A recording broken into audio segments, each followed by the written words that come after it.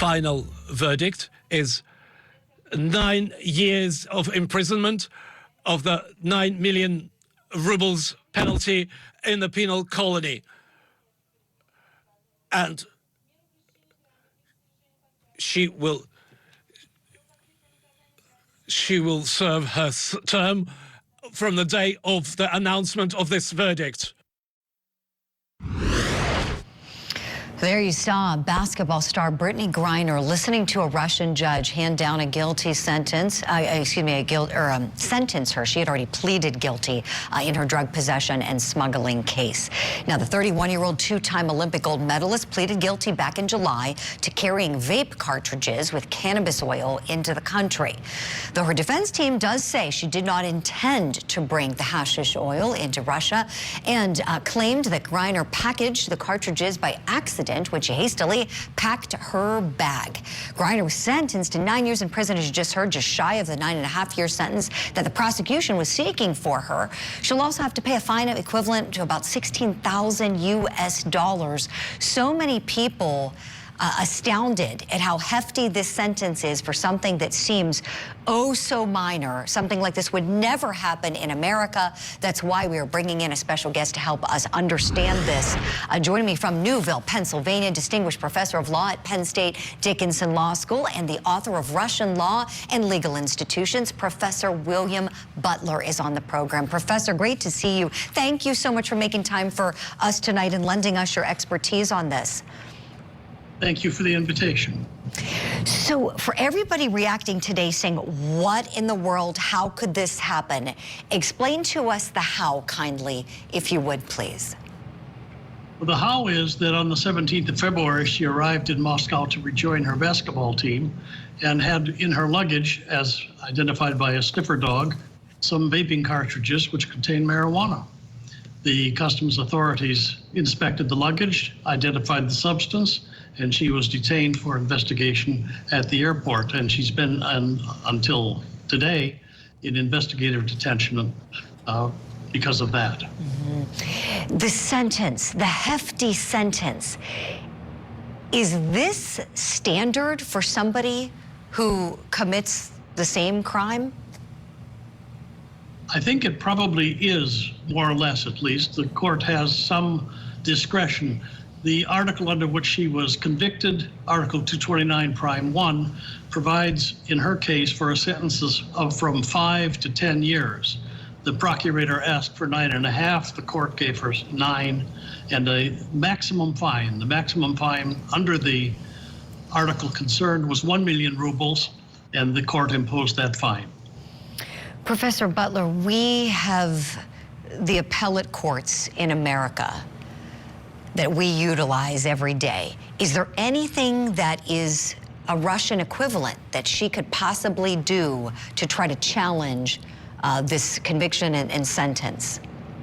Absolutely. She has the right of appeal.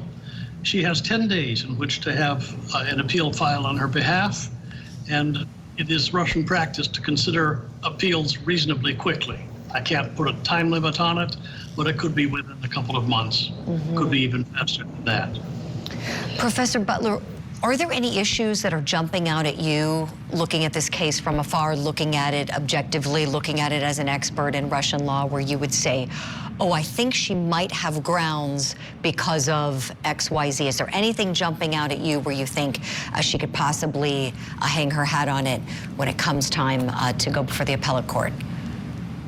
Well, since I could not be present at the trial and I'm just dependent on external reporting as to what actually happened, the one thing, of course, that comes immediately to mind is the argument that her defense counsel made for leniency.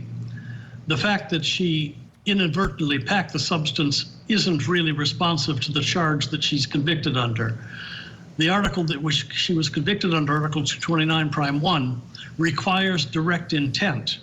But it's not intent to violate the law. It's intent to cross the green corridor in the customs hall without disclosing what was in her luggage. That was the direct intent that the judge was referring to in the trial, and that's in effect what she was convicted for.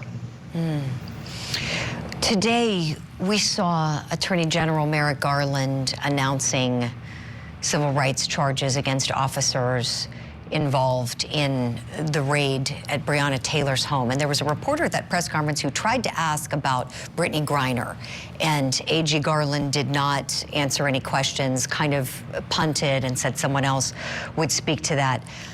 Is there anything you can think of that our Department of Justice can and should be doing here to try to help her?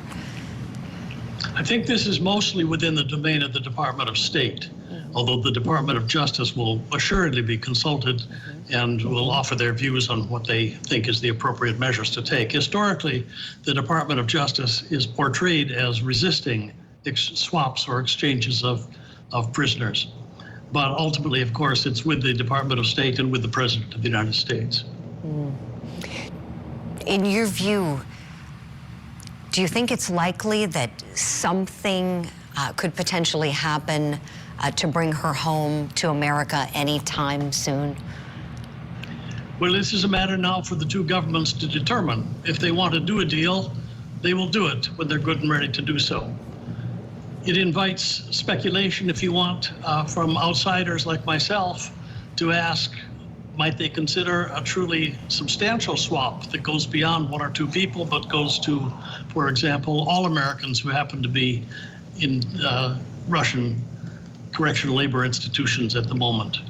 Do we have enough Russians in detention in this country, in prison in this country, to make an attractive proposal of that kind? Or the minimum, of course, is a one-for-one exchange of some kind or other, or a one-for-two exchange.